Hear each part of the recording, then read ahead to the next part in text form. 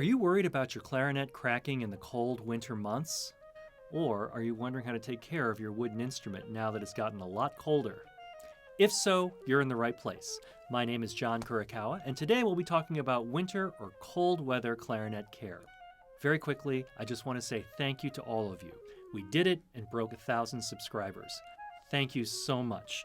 I really appreciate all of you who watch my videos, and I hope you're enjoying the content. So please stay tuned. I've got a lot of fun videos in the pipeline. The thought of a clarinet cracking has struck fear into the hearts of many a clarinet player. So let's talk real quickly. Why does a clarinet crack? I've cracked every single clarinet that I've owned. I've owned 6 B-flat clarinets and 3 A clarinets. I've cracked all of them, except for one, and I didn't like it. So I've got some experience with cracking. Honestly, if a piece of wood wants to move, it's going to move. In my experience, sometimes no matter how careful you are, the clarinet will crack. The good news is it's not the end of the world. If your clarinet does crack, what should you do? Stay tuned, we'll talk about this at the end of the video.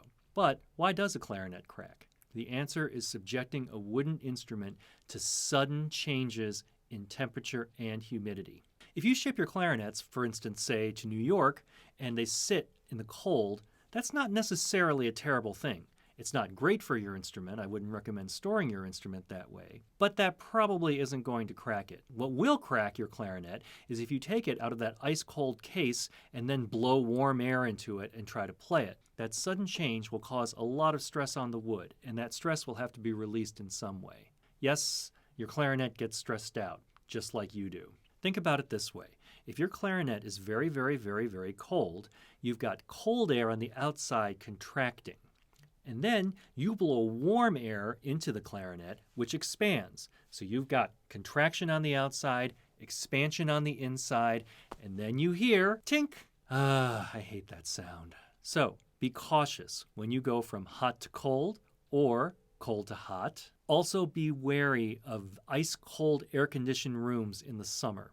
These can be just as dangerous as super cold winter months. Lack of moisture or humidity, that doesn't help either. But we'll talk about a couple of ways to counteract that. So what are some signs you should look at that your clarinet is getting a little bit stressed from the cold weather? The first thing is a binding key. I have found that this happens most frequently on the throat A key and on the side trill keys. When a key binds, that means you press it down, but it doesn't come back up. The key seems stuck. As long as the spring is intact, what that means is that the wood is moving. In this case, the A key is mounted on 2 posts. When the wood moves, it presses those posts together, putting pressure on the key, which doesn't let it move freely. The first thing that I would try doing is loosening the screw on the post, just a little bit. A jeweler's screwdriver, which you can get super cheap on Amazon, I'll have a link in the description, is a good thing to keep in your instrument case just for this reason, in addition to tightening up any loose screws you might find. Loosening the screw will usually free up the key.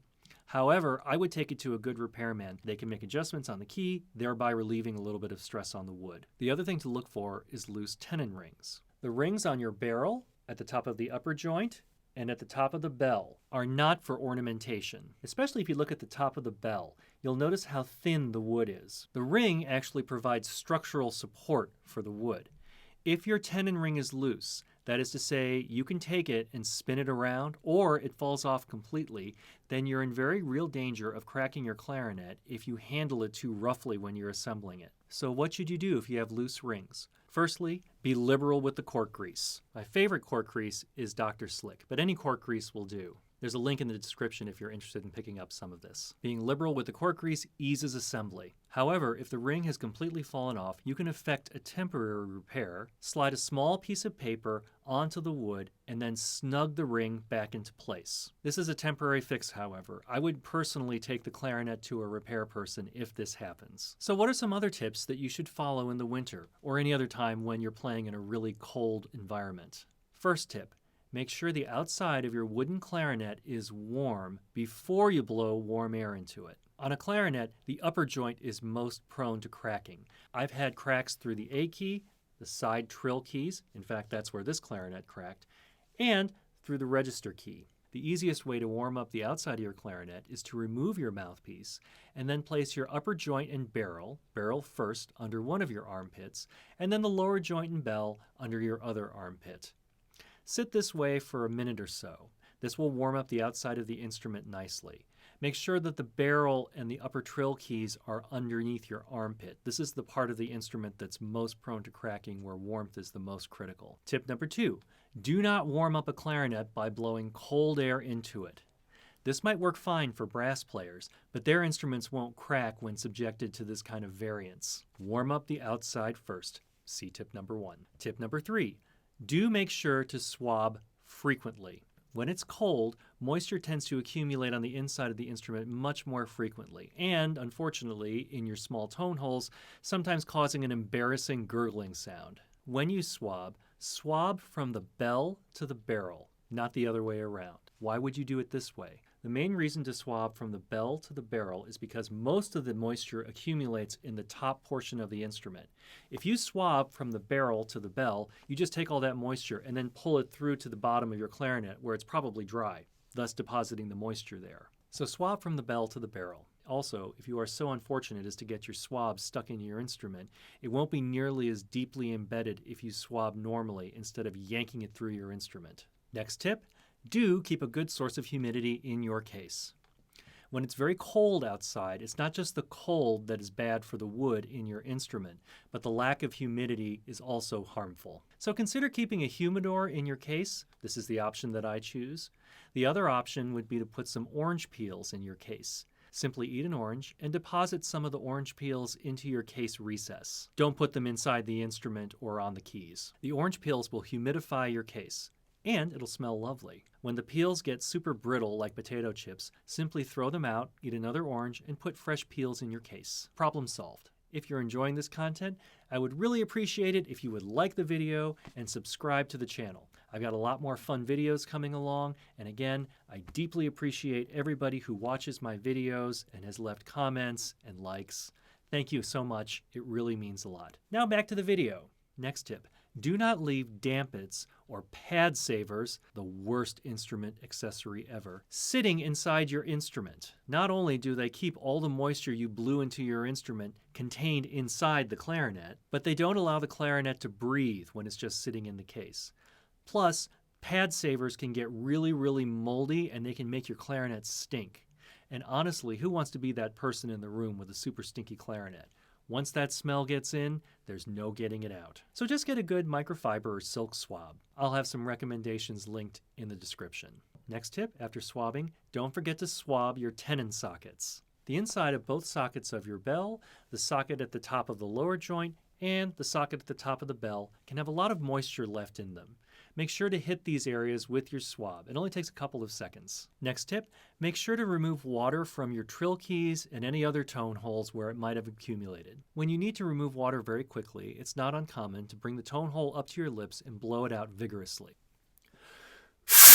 The problem with this method is that the water is actually stuck in the tone hole. So what do you do when you blow it out? You're basically blowing the water back into the tone hole, and it's very, very likely that the water will get stuck there again. To remove the water from the tone holes in your upper joint, this is what I do. Simply block the lower end of the upper joint with your right hand, wrap your lips around the top, finger C, and then you can flick the side trill keys with your right hand thumb and any other keys with your left hand. Make sure you have a good seal. If you blow and you don't have any holes open and you still hear air leaking, I like to use the fleshy part of my right hand to block off the upper joint. This gets the water out very effectively, and you might be really surprised to see how much water is actually in there. Don't forget to dry off the outside of your clarinet with your swab. Do have your clarinet inspected at least once a year by a good clarinet repair person. Your instrument will perform better, and more importantly, when your instrument performs better, you'll probably perform better. Now on to the topic we've all been dreading. What do you do if you find a crack in your clarinet? This actually happened to me a couple of years ago. I was giving the premiere of a new version of Rena Esmail's Clarinet Concerto in January. It was very, very, very, very cold. I was warming up in my condo when I looked down, and sure enough, I saw a crack. The problem was I had no alternative. I had to play that night. Luckily for me, The crack was not that large. I laid on a little bit of super glue just to secure things. But if you're not comfortable doing this, this is not something you should do. So what should you do? First of all, stop playing the instrument immediately. Second, swab the instrument out thoroughly. Next, and probably most important, mark the ends of the crack in pencil. And you might be thinking, why would you do that? A crack is a crack, right? Actually, what can happen is after you stop playing the clarinet, the crack might close up. When you take it to your repairman, they might actually not be able to see exactly where the crack starts and ends. So if you mark it lightly in pencil, that's perfect. Your repairman will be able to see the extent of the damage. Then finally, contact your repair person ASAP. The good news is that as long as the crack doesn't go through to the bore, the inside of the instrument, you're probably in good shape. Oftentimes when a clarinet cracks and it's repaired, it plays just as good as new. If you live in the Midwest where you have harsh winter months, sadly cracking is a reality. However, I find that if the instrument is broken in carefully, after about a year or so, you're probably good to go. However, that's provided that you follow all of these tips. Warm up the outside of the instrument before blowing cold air into it, and keep the instrument humidified as best you can. That brings us to the end of the video. Again, thank you everybody for watching, subscribing, and liking my videos. It means the world to me. Be safe, play well, and I'll see you next week. Take care.